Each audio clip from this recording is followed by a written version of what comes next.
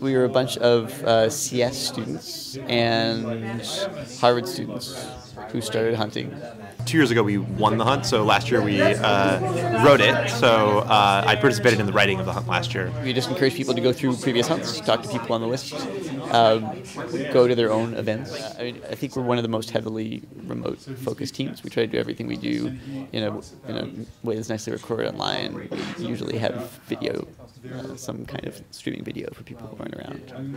And we just want to make it fun for people who can't be here, because there are a lot of amazing hunters who can't come up to MIT every year.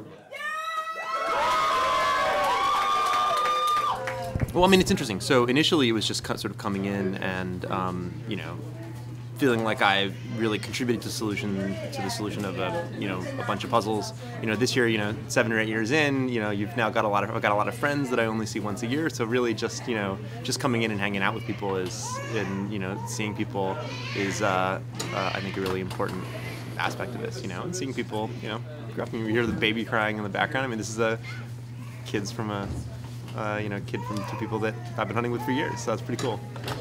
Now is when it gets really exciting. We're about to solve the first 1 or 2 metas, and you often see this kind of rollout where people are suddenly turning the corner from solving individual pieces and not understanding how the story of a hunt fits together to seeing behind the curtain of the initial protagonist. There's always a deeper story, and suddenly you start to figure out what the coin is going to look like and what your final obstacles are going to be, and now you really start to engage with your opponent in a sense, like whoever is behind that last run around. So I think this is the best part of the hunt. All right, so if anyone wants to work on something meta, we now have enough of Danny Ocean to figure out how the different pieces fit together.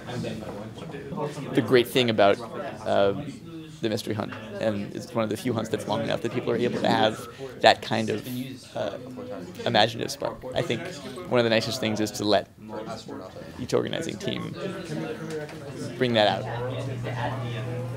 The reason that I do, the hunt and puzzles in general is really that aha moment.